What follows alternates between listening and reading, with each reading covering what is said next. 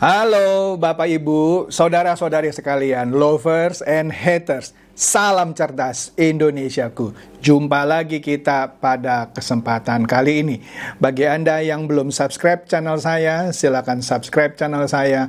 Tekan loncengnya agar Anda dapat notifikasi setiap kali saya mengupload video-video saya. Oke, pada kesempatan kali ini seperti yang Anda lihat, kembali saya memakai baju bernuansa merah. Merah darah ini. Artinya ini suatu berita yang hot lagi. Apa itu? Ini berita mengenai sebuah investasi akhirat gitu ya. Ya, kenapa saya sebut investasi akhirat gitu ya? Karena badan ini awalnya dipercaya umat ya, atau siapapun lah yang mau berinvestasi di akhirat. Maksudnya begini, kalau kita melakukan perbuatan baik, itu kan kita berinvestasi untuk di akhirat nanti gitu ya. Kita bisa memberikan bantuan, whatever lah namanya gitu ya, melalui lembaga-lembaga yang sudah ya sebut saja memiliki izin terakreditasi gitu ya. Baik itu akreditasi dari kementerian atau apapun gitu ya. Sehingga orang percaya kepada badan ini, yang mana mereka melakukan investasi akhirat itu gitu ya. Dia percaya lembaga ini akan menyalurkan bantuan yang dananya dari mereka, kira-kira begitu. Salah satu yang jadi heboh baru-baru ini adalah suatu organisasi lah yang namanya ACT. Aslinya nama singkatan dari Aksi Cepat Tanggap. Saya terus terang suka sama singkatannya, ACT. Itu tindakan gitu ya. Dan singkatannya bagus gitu menurut saya, Aksi Cepat Tanggap. Terus terang, saya sejak bertahun-tahun kalau melihat pengumuman itu, ada perasaan, wah ini bagus ini lembaga. Karena setelah dia bertahun-tahun, memang betul dia menyalurkan bantuan-bantuan dana yang diberikan oleh para donatur. Jadi dengan kata lain, branding dari ACT ini bagus menurut saya. Tetapi sejak tahun lalu ternyata ada kasus ya yang sudah pernah dilaporkan. Cuman sayangnya Bareskrim waktu itu belum menemukan bukti-bukti yang cukup. Tapi baru beberapa hari ini, belum seminggu, Tempo mengulas mengenai ACT ini, Aksi Cepat Tanggap ini. Dia mendapatkan sejumlah narasumber, nanti kita lihatlah beritanya ya. Akhirnya jadi heboh, sehingga netizen ramai-ramai mengganti singkatan ACT yang bagus itu, Aksi Cepat Tanggap, menjadi Aksi Cepat Tilep. Astaga, ganas juga ya netizennya. Dari Aksi Cepat Tanggap menjadi Aksi Cepat Tilep. Nah, oleh karena itu, jangan skip video saya ini supaya Anda tahu kenapa netizen tuh jadi geram. Mengubah nama yang bagus, Aksi Cepat Tanggap, menjadi Aksi Cepat Tilep. Bukan saya yang ciptain loh ya, netizen. Saya cuma menyampaikan. Oke, kita lihat deh di sini ya. Suatu berita di Tempo ya, yang menulis orang yang namanya Agung Sedayu. Nah, gara-gara tulisan ini, salah satu lah maksudnya, gara-gara tulisan ini di dalam Tempo itu ada beberapa tulisan. Tulisan Agung Sedayu ini judulnya Aksi Cepat Tanggap Cuan. Aksi Cepat Tanggap Cuan. Ini Sabtu 2 Juli, ya baru beberapa hari yang lalu, belum sampai seminggu saya bilang. Betul kan? Di sini katanya lembaga kemanusiaan Aksi Cepat Tanggap atau ACT goyah akibat penyelewengan. Jadi ada penyelewengan nih. Ada transfer untuk kepentingan pribadi petinggi ACT. Ya. Padahal ACT ini sudah 17 tahun mengelola dana publik dan sudah dipercaya. Saya pun kan sudah saya katakan begitu kalau melihat ada pengumuman ACT gitu ya. Saya bilang ini lembaga kredibel nih. Brandingnya berhasil gitu ya. Jadi lembaga ACT ini mengelola dana publik untuk untuk kegiatan kemanusiaan. Nah, pendirinya dan sekaligus CEO-nya yang sudah memimpin 17 tahun, yaitu Ahyudin, akhirnya lengser 11 Januari yang lalu. Tapi pendiri ACT itu baru mengumumkan pengunduran dirinya melalui akun Facebooknya pada pertengahan April yang lalu. Padahal dia lengser 11 Januari tapi baru diumumkan oleh dia sendiri di akun Facebooknya pada pertengahan April lalu. Dia bilang dia mengundurkan diri karena sebab-sebab yang amat saya sesalkan dan saya prihatinkan. Begitu kira-kira keterangannya di akun Facebooknya. Nah, di sini penggantinya kalau saya lihat di sini sekarang presidennya dari ACT ini Ibnu Qajar, ya. Ibnu Qajar dia ya sempatlah diwawancara sama Tempo gitu ya. Di sini Ibnu Qajar bilang kami tidak mengambil hak masyarakat, katanya ya. Nah, di sini dalam rangkaian berita itu aksi cepat tanggap atau ACT ini seperti yang sudah saya katakan menghadapi berbagai persoalan ya, dari dugaan korupsi donasi hingga kemewahan pimpinannya. Nah, ini Tempo baru-baru ini mewawancari presiden ACT yang baru, yaitu Ibnu Qajar ya, yang menjelaskan berbagai masalah yang dihadapinya.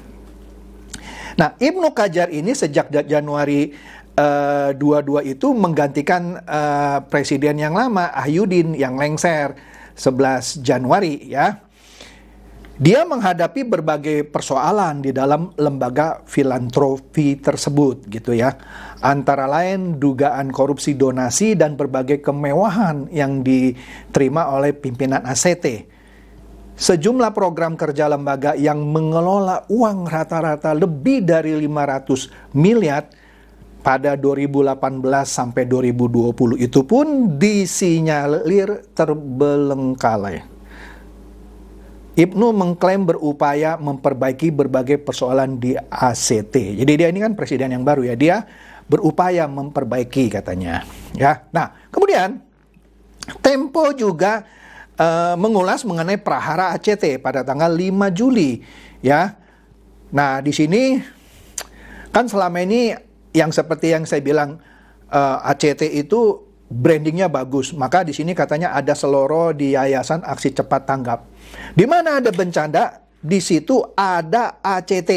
Pokoknya di mana ada bencana kami hadir, kira-kira begitu. Ini adalah lembaga pengumpul donasi besar di Indonesia. Ya, seloro itu dimaksudkan bahwa ACT itu ada di mana-mana, termasuk iklan-iklan yang muncul di berbagai platform. Nah, dari mana anggaran promosi besar ini? Nah, ini pertanyaan yang sudah lama mengusik redaksi Tempo. Iya, iklannya besar-besaran dia. Tentu harus bayar kan? Hebat kan? Berarti kan dia menganggarkan dana untuk beriklan. Nah, Tempo katanya ini mendapat jawaban pada November tahun lalu. Ya, ketika dia bertemu seorang yang bercerita mengenai santunan Boeing. Waktu itu kan Boeing kan Lion JT610 jurusan Jakarta Pangkal Pinang kan jatuh di Laut Jawa ya pada 29 Oktober 2018 yang belum seluruhnya tersalurkan. Jadi mulai dari sini katanya redaksi Tempo mendapatkan sedikit jawaban. Nah, menariknya, Pengadilan Amerika Serikat kan waktu itu memerintahkan Boeing memberikan santunan 130 miliar kepada para korban, ya kan? Para keluarga korban sepakat, ini hebat berarti, menunjuk ACT sebagai penyalur bantuan Boeing tersebut. Mereka juga sepakat uangnya dipakai untuk membangun 91 sekolah. Nah, untuk ini redaksi menurunkan yang tadi, Agung Sedayu tadi, penulis mereka lah, redaksi wartawan mereka untuk meneliti mengenai informasi awal ini mengenai santunan buat para korban Boeing ya. Kemudian dari situ mereka terkejut. Mereka dapat banyak informasi dan cerita orang dalamnya ACT bahwa pengelolaan keuangan lembaga ini tidak prudent. Tidak hati-hati. Ya gitu deh ya.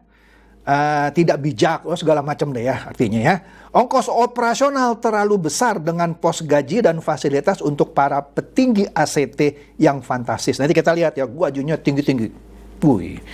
Nah, ini katanya baru salah satu sebab saja ya.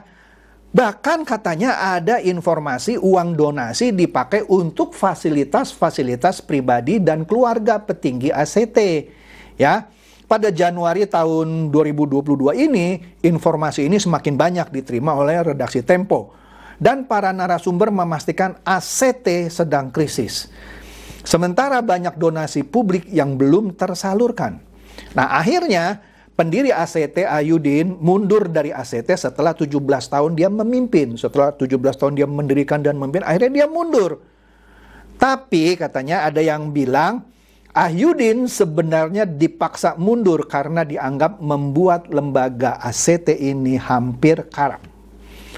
Nah, kemudian Tempo juga menyatakan ada seorang informan yang bersedia membuka ruang tertutup mengenai laporan keuangan ACT katanya. Nah, Tempo meyakinkan orang ini dalam 3 kali pertemuan sehingga orang ini percaya Tempo hanya akan memakai dokumen ini untuk kepentingan publik, ya, yakni transparansi pemakaian uang sumbangan masyarakat. Nah, tapi Tempo setelah mendapatkan dokumen itu dia tetap harus memverifikasinya katanya kan, untuk tahu apakah berbagai transfer itu benar sebagai bukti penyalahgunaan sumbangan di ACT. Sebab jumlahnya fantastis. Dana yang dikelola lembaga ini memang besar, sekitar 540 miliar per tahunnya. Sementara jumlah potongan untuk setiap donasi besarnya gila ini, hampir 40%. Jadi begini, ketika orang donasi itu dipotong, pastilah kalau nggak bagaimana dia menggaji orang-orangnya dong, ya dong. Gaji presiden direktur atau presiden lah dia sebutnya ya. Gaji orang-orang di lapangan kan harus digaji. Iya kan? Nah, ada aturannya dari pemerintah. Nah, di sini potongannya hampir 40%. Besar kan? Dengan kata lain, uang dari masyarakat yang disalurkan cuma 60%. Ini kira-kira yang didapat oleh Tempo. Nah, kemudian di dalam kasus ini berikutlah katanya fakta-fakta dugaan penyelewengan dana masyarakat.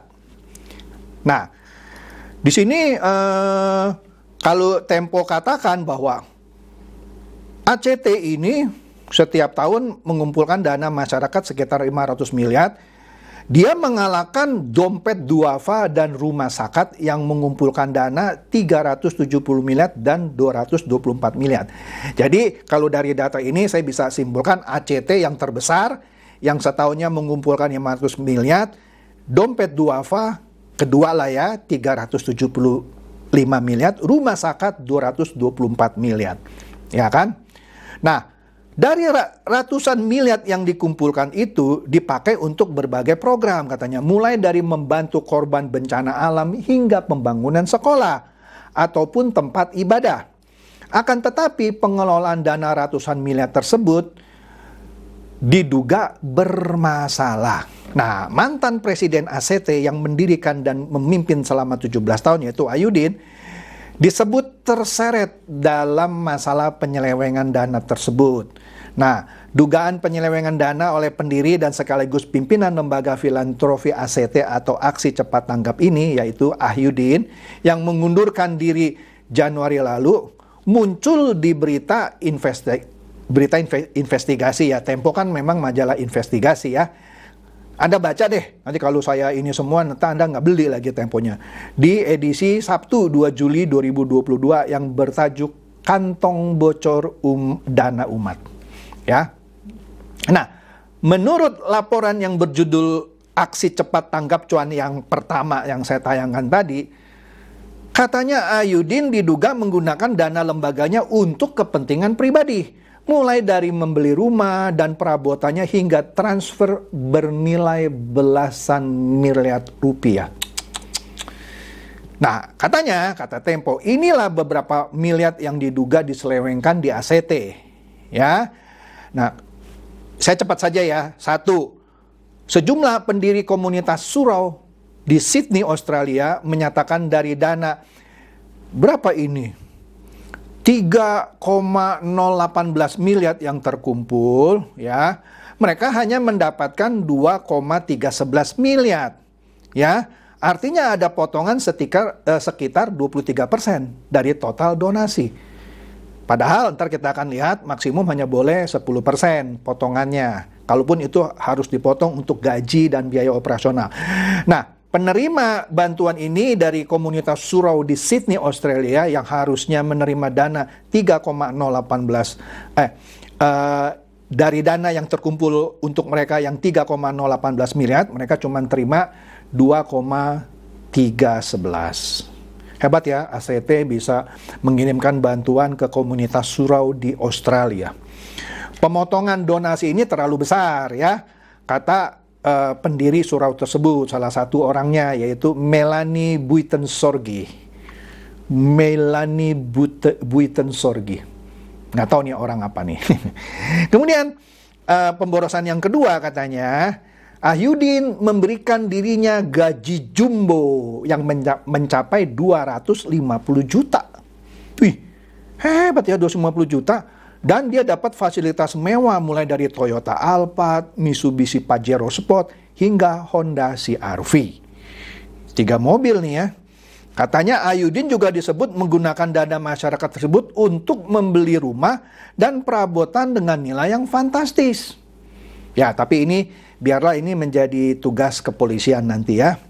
Kemudian Presiden ACT yang sekarang, yang Ibnu Kajar yang menggantikan Ahyudin sejak Januari, mengungkap bahwa perusahaan yang dipimpinnya ini memang menggunakan uang donasi dari masyarakat. Namun, katanya, hanya 13,5% untuk operasional perusahaan dan keperluan esensial lainnya.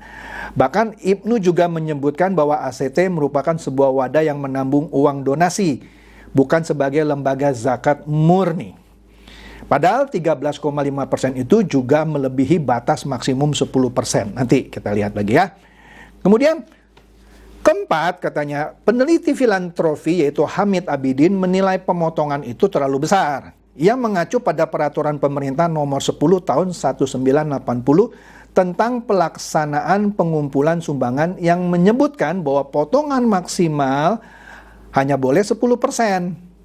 Sedangkan kalau untuk zakat, infak, dan sedekah maksimal 12,5%. Artinya ACT yang memotong 13,5%, walaupun prakteknya tadi menurut berita bisa sampai 40%, itu melanggar. Jadi 13,5% saja melanggar, apalagi kalau ada potongan sampai 40% tadi. Kan tadi ada kan, dikatakan ada biaya yang kepotong sampai 40%. Ya. Iya, jadi inilah yang membuat netizen jadi prihatin dan kesel kali ya, mengganti singkatan ACT dari aksi cepat tanggap menjadi aksi cepat tilep. Miris juga ya, sebuah lembaga yang sebelumnya dipercaya sekarang menjadi rapuh gitu ya. Saya nggak tahu sehabis ini apakah masih ada orang yang mau mendonasikan uangnya melalui ACT. Ya, nah, ini miris ya. Kemudian Jawa Pos baru-baru ini, ya baru kemarin ini iya, memberitakan pernyataan dari Mahfud MD bahwa ACT bukan hanya harus dikutuk tapi harus diproses pidana. Gila lu, Mahfud MD gitu loh, ya. Cepat tanggap nih, berarti Mahfud MD benar-benar ACT juga dia, aksi cepat tanggap, cepat menanggapi kasus ini. Ya, dia memerintahkan aparat penegak hukum memproses pidana aksi cepat tanggap dari ACT. Dia memproses ya pelanggaran-pelanggaran ya. Hal itu jika lembaga pengumpul sumbangan dan donasi tersebut terbukti melakukan penyelewengan data umat, ya. Astaga. Jadi katanya bukan hanya cukup diproses hukum, bukan hanya harus dikutuk, tapi juga harus diproses secara pidana. Nah, Mahfud mengatakan bahwa dirinya pernah mengendorse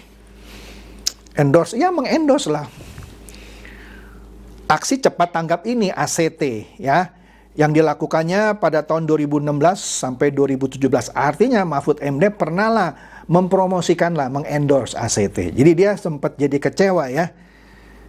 Karena kan alasan untuk pengabdian kemanusiaan di Palestina, korban ISIS di Syria, bencana alam di Papua, dan sebagainya. Makanya dia mengendorse ACT pada waktu itu. Nah, kemudian Kemensos juga, ACT juga ternyata, aksi cepat tanggap juga atas masalah ini. Dia cabut izin ACT. Ya, dicabut izinnya ACT. Ya. Waduh, dicabut.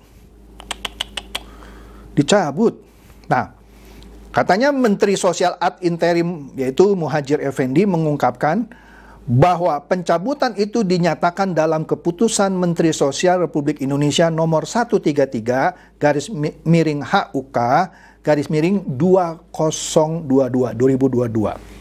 tanggal 5 Juli 2 hari yang lalu. 5 Juli 2022 tentang pencabutan izin penyelenggaraan pengumpulan sumbangan kepada Yayasan Aksi Cepat Tanggap.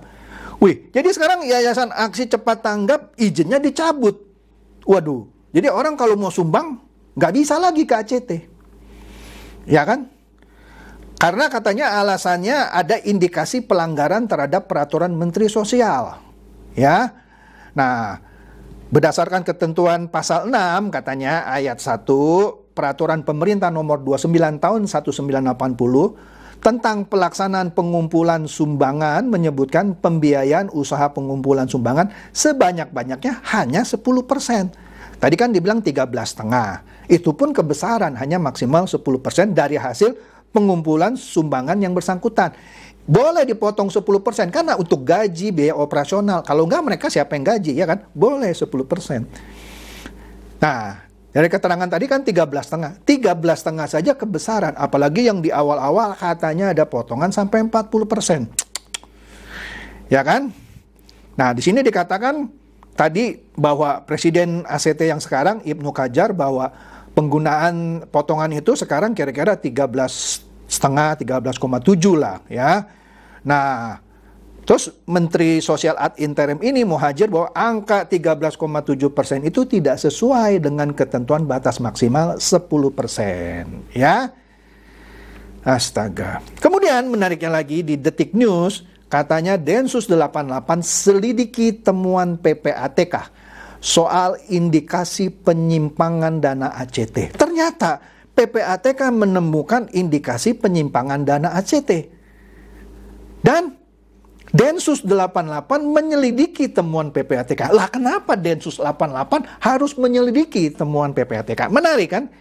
Karena katanya dari laporan PPATK ada indikasi aliran dana ACT ini yang digunakan untuk kegiatan terorisme. Astaga, pantesan Densus 88 menanggapi laporan PPATK. Oleh karena itu Densus 88 anti teror Polri pun turun tangan. Ya, Densus masih melakukan penyelidikan katanya ya. Nah, kemudian yang menariknya lagi di sini, waduh. Ini benar-benar ini kok bisa sampai disalahgunakan ya? Iya, jadi PPATK sudah menganalisanya dan disampaikan kepada aparat penegak hukum ya. Dari hasil analisa sementara ada penyalahgunaan dana terkait aktivitas terlarang. Dan dia mengatakan hasil tersebut sudah diserahkan ke Densus 88 dan BNPT. Badan Nasional Penanggulangan Terorisme kali ya. Nggak tahu deh. BNPT. Transaksi mengindikasikan demikian, ada penyalahgunaan. Ada indikasi kepentingan pribadi dan terkait dengan dugaan aktivitas terlarang. Itu laporannya itu diserahkan ke Densus 88 dan BNPT, ya. Terus proses analisanya masih terus dilakukan oleh PPATK. Jadi ini serius nih kalau saya lihat. Waduh, iya bener-bener, aduh. Ya. Serius ini. Waduh. Aduh, apalagi nih? Nah, kemudian DPR juga cepat tanggap juga di sini. Dia mendukung izin ACT dicabut karena DPR yakin pemerintah sudah punya dasar yang kuat. Wah, kemudian menariknya juga Bareskrim mengakui sebenarnya sudah ada laporan yang menyeret petinggi ACT dari tahun lalu. Cuma waktu itu belum ditemukan bukti-bukti yang cukup, ya kan? Tapi sekarang dengan terkumpulnya bukti-bukti, apalagi ada hasil analisa dari PPATK, rasanya ini akan lebih mempermudah Bareskrim untuk cepat tanggap juga. Aduh, jadi miris ya. Jadi begitu saja review saya mengenai kasus di aksi cepat tanggap atau ACT yang akhirnya karena kesal netizen memplesetkannya menjadi aksi cepat tilep. Semoga ini mencerdaskan dan mencerahkan Anda semua. Silakan share video saya ini kepada teman-teman, sahabat atau kerabat supaya mereka tambah cerdas dan tercerahkan. Seperti biasa, terima kasih.